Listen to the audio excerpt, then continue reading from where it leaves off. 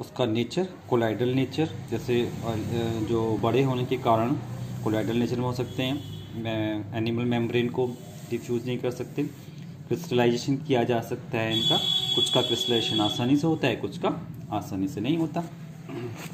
Viscosity देखिए, viscosity से मतलब श्यानता, जैसा उसका कंसंट्रेशन होगा वैसे उसकी विस्कोसिटी होगी। जो आइसोइलेक्ट्रिक पीएच पर विस्कोसिटी सबसे कम होती है। मॉलिक्यूलर वेट, क्योंकि ये बड़े होते हैं इसलिए मॉलिक्यूलर वेट भी इनका अधिक होता है। ऑप्टिकली एक्टिव भी लेबोरेटरी और डेक्सोरेटरी होते हैं। एम्फोटेरिक नेचर, क्योंकि ये बेसिक और एसिडिक दोनों से मिलकर बने होते हैं इसलिए एम्फोटेरिक नेचर के होते हैं।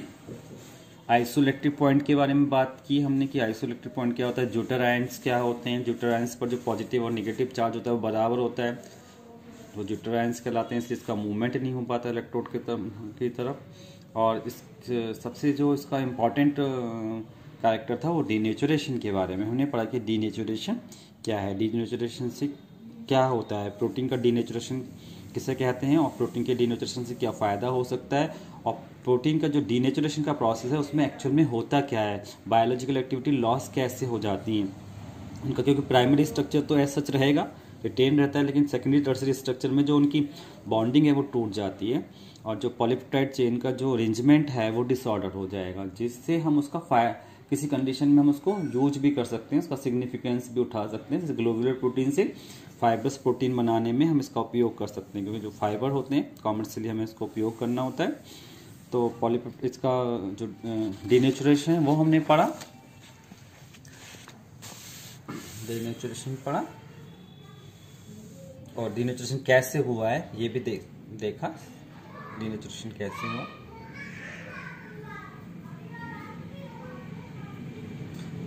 तो इस प्रकार हमने आज इसकी प्रोटीन की फिजिकल प्रॉपर्टीज पढ़ी। अगले लेक्चर में हम केमिकल प्रॉपर्टीज के बारे में बात करेंगे। हेलो स्टूडेंट्स, बीएससी फाइनल के बॉटनी के लेक्चर में जो टॉपिक चल रहा था वो चल रहा था प्रोटीन, और हमने प्रोटीन की क्लासिफिकेशन की बात की, primary structure, secondary structure, tertiary structure तथा इसमें भाग लेने वाले bonds, hydrogen bond, electrostatic bond, hydrophobic bond, disulphide bond. इसके बाद जो नेक्स्ट टाइप है, हमने प्राइमरी स्ट्रक्चर पढ़ा, सेकेंडरी पढ़ा, टर्सरी पढ़ा। नेक्स्ट जो टाइप है वो है quaternary structure, protein protein interaction. जब दो या दो से अधिक पॉलीपेप्टाइड चेन आपस में विभिन्न प्रकार की अंतःक्रियाओं द्वारा जुड़कर बायोलॉजिकल एक्टिव प्रोटीन बनाती हैं, तब क्वाटरनरी स्ट्रक्चर का निर्माण होता है। जैसे कुछ ग्लोबुलर प्रोटीन में दो या अधिक इंटरएक्टिंग पॉलीपेप्टाइड चेन पाई जाती हैं। जैसे ग्लोबुलर प्रोटीन में दो या दो से अधिक इंटरएक्टिंग पॉलीपेप्टाइड चेन पाई जाती हैं। यह चेन अपने प्राइमरी स्ट्रक्चर में आइडेंटिकल या डिफरेंट हो सकती हैं। क्वाटरनरी स्ट्रक्चर में वह सभी बॉन्ड इन्वॉल्व होते हैं जो टर्सरी स्ट्रक्चर में होते हैं। जैसे हीमोग्लोबिन में 4 पॉलीपेप्टाइड चेन या सब यूनिट आपस में डाइसल्फाइड या हाइड्रोजन बॉन्ड द्वारा जुड़ी रहती हैं। इन सब यूनिट्स को प्रोटोमर्स या इस प्रकार बनी प्रोटीन को ओलिगोमर कहते हैं। अब बात करते हैं प्रॉपर्टीज ऑफ प्रोटीन।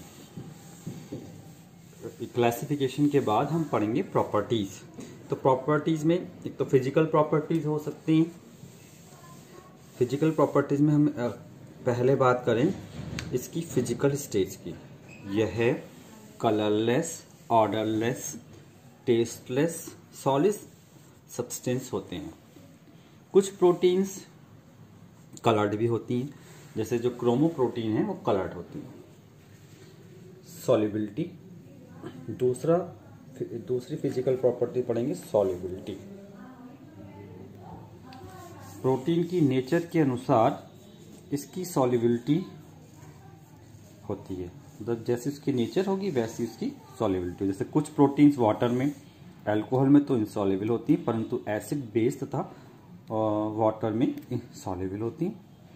तो प्रोटीन्स वाटर तथा अल्कोहल में इनसॉल्युबल और एसिड बेस तथा वाटर में सॉल्युबल। तो उसकी नेचर के अनुसार ही उसकी सॉल्युबिलिटी हो जाती है। कोलाइडल नेचर, प्रोटीन मॉलिक्यूल बड़े होने के कारण कोलाइडल नेचर के होते हैं।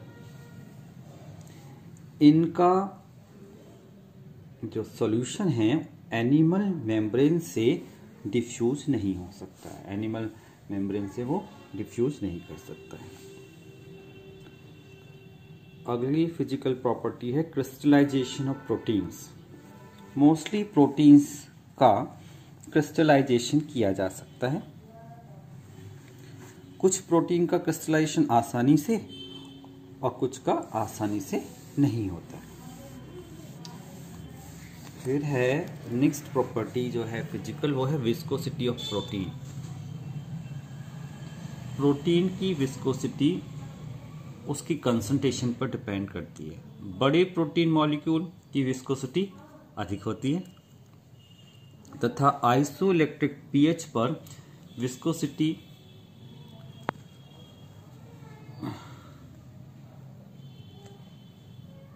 सबसे कम होती है। मॉलिक्यूलर वेट की बात करें तो प्रोटीन के मॉलिक्यूल्स बहुत बड़े तथा जटिल होते हैं, इनका मॉलिक्यूलर वेट अधिक होता है। Optical activity, protein optically active होते हैं। मोस्टली प्रोटीन्स लीवो रोटेटरी और तथा कुछ डेक्स्ट्रो रोटेटरी होते हैं, ये इनकी ऑप्टिकल एक्टिविटी है। अगली प्रॉपर्टी है इसकी एम्फोटेरिक नेचर का होना। प्रोटीन्स एसिडिक तथा बेसिक दोनों ही प्रकार की कैरेक्टर्स को शो करते हैं, क्योंकि यह एसिड तथा बेस से क्रिया करके साल्ट बनाते हैं। इसमें फ्री अमीनो तथा कार्बोक्सिलिक ग्रुप होता है। इसमें फ्री अमीनो तथा कार्बोक्सिलिक ग्रुप होता है। आइसोइलेक्ट्रिक पॉइंट, नेक्स्ट प्रॉपर्टी है आइसोइलेक्ट्रिक पॉइंट। प्रोटीन एसिडिक तथा बेसिक दोनों ही कैरेक्टर शो करते हैं। इनके एसिडिक तथा बेसिक नेचर पीएच पर डिपेंड करते हैं। एसिडिक मीडियम में ये बेस की तरह तथा बेसिक मीडियम में ये एसिड की तरह बिहेव करते हैं तथा किसी विशेष पीएच पर ये प्रोटीन्स जो होते हैं ज्यूटर आयंस के रूप में रहते हैं। अर्थात एक्टिव तथा पॉजिटिव तथा नेगेटिव स्टेज में जो पॉजिटिव तथा नेगेटिव जो चार्ज होता है, जब उसका जो टोटल होता है वो जब सबका संपूर्ण जीरो आएगा तो इस स्टेज में ये इलेक्ट्रॉन की तरह मूव नहीं करते। तो इसी जो स्टेज है वो ज्यूटर आयन है, जिसमें पॉजिटिव और नेगेटिव बराबर हो जाए, उनका टोटल 0 आ जाए, और इस स्टेज में कहीं भी मूव नहीं करेंगे ये इलेक्ट्रोड में। ऐसे पीएच को आइसोइलेक्ट्रिक पीएच कहते हैं और एस पॉइंट को आइसोइलेक्ट्रिक पॉइंट कहते हैं। इस पीएच पर ऑस्मोटिक प्रेशर, विस्कोसिटी तथा सॉल्युबिलिटी, इस जो पीएच पर जो ऑस्मोटिक प्रेशर होता था, विस्कोसिटी होती है तथा सॉल्युबिलिटी होती है, बिल्कुल मिनिमम होती है तथा इनका प्रेसिपिटेशन आसानी से हो जाता है, इनका जो अक्षेपण है वो आसानी से हो जाता है।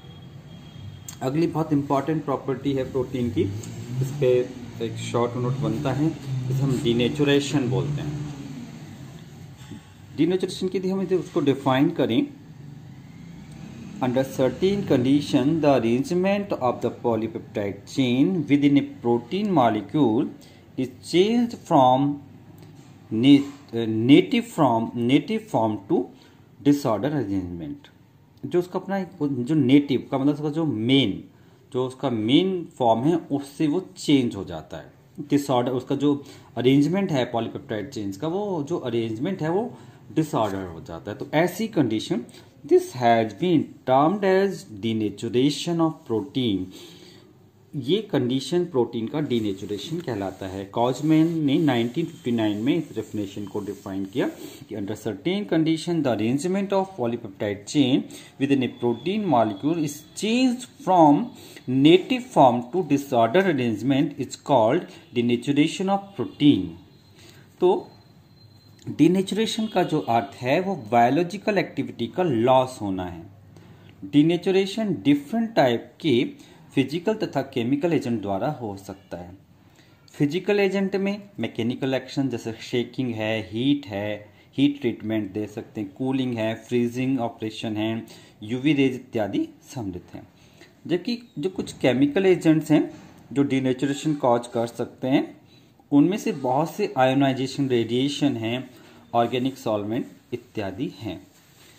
Mineral acid, alkalis, acetone, alcohol, salt such as ammonium sulphate, urea, picric and trichloroacetic acid जो होते हैं कॉमन डीनेचरिंग एजेंट हैं, जिनके द्वारा प्रोटीन का डीनेचुरेशन हो सकता है। केमिकल द्वारा हो सकता है, मैकेनिकल एक्शन द्वारा हो सकता है, जिनकी वजह से प्रोटीन का जो बायोलॉजिकल एक्टिविटी है वो लॉस हो जाती है, वो बायोलॉजिकल एक्टिव नहीं रहती, और उसमें जो पॉलीपेप्टाइड चेन का जो अरेंजमेंट होता है वो डिसऑर्डर हो जाता है। ये जो प्रक्रिया है, प्रोसेस है, वो डीनेचुरेशन कहलाता है, डीनेचुरेशन ऑफ प्रोटीन कहलाता है। अतः डीनेचुरेशन के समय प्रोटीन केवल प्राइमरी स्ट्रक्चर, जो प्रोटीन का जो प्राइमरी स्ट्रक्चर है वो रिटेन रहता है, एज सच रहना रहेगा जो प्रोटीन का प्राइमरी स्ट्रक्चर, जबकि फिजिकल तथा केमिकल प्रॉपर्टीज उसकी चेंज हो जाती हैं। मोस्टली बायोलॉजिकली एक्टिविटी का लॉस हो जाता है। डीनेचुरेशन के समय soluble globular protein insoluble fibrous protein में चेंज हो जाती है। जो ग्लोबुलर प्रोटीन और फाइब्रस प्रोटीन में चेंज हो जाती है वो डीनेचर होना है। ग्लोबुलर प्रोटीन से कमर्शियल फाइबर डीनेचर द्वारा ही प्राप्त किए जाते हैं। हमें जो ग्लोबुलर प्रोटीन है इसका अपना एक डीनेचुरेशन का, जैसे हम उपयोग की बात करें, इसका सिग्निफिकेंस क्या है, तो ग्लोबुलर प्रोटीन से जो हमें फाइब्रस प्रोटीन प्राप्त होती है, कॉमर्शियली हम जो फाइबर प्राप्त करते हैं वो इसी प्रोसेस द्वारा करते हैं, हम उनको डीनेचर करके। डीनेचरिंग एजेंट हाइड्रोजन बॉन्ड या सॉल्ट लिंक, जो हाइड्रोजन बॉन्ड होता है जो सॉल्ट का लिंकेज होता है उसे तोड़ देते हैं, जिससे पॉलीपेप्टाइड चेन अनफोल्डेड हो जाती है। और ये पता है कि जो पॉलीपेप्टाइड चेन का अनफोल्डेड होना, उसका बायोलॉजिकल एक्टिविटी का लॉस होना, क्योंकि सबसे ज्यादा जो एक्टिव प्रोटीन होती है वो तब होती है उसमें जो फोल्डिंग्स आ जाते हैं। प्राइमरी, सेकेंडरी, टर्सरी स्ट्रक्चर है, उसमें क्वाटरनरी स्ट्रक्चर है जिसमें बॉन्डिंग होती है, बॉन्डिंग की वजह से वो एक्टिव हो जाती है। इस प्रकार हमने आज इसकी फिजिकल प्रॉपर्टीज देखी, प्रोटीन की फिजिकल प्रॉपर्टीज में उसका फिजिकल स्टेट के बारे में मालूम किया, इसका फिजिकल स्टेट कैसा होता है, इसका जो कलर क्या है, ऑर्डर क्या है, सॉलिड है, लिक्विड है, जो किस स्टेज में होगी, कलर क्या हो सकता है, कलरलेस हो सकती है, टेस्टलेस हो सकती है, सॉलिड हो सकती है। सॉल्युबिलिटी के बारे में देखा कि सॉल्युबिलिटी क्या है, वाटर में सॉल्युबल है, एसीटोन में है, अल्कोहल में सॉल्युबिलिटी है, इनसॉल्युबल है या इनसॉल्युबल है, सॉल्युबिलिटी के बारे में इसका कैरेक्टर देखा। और उसकी कोलाइडल नेचर के बारे में देखा, कोलाइडल नेचर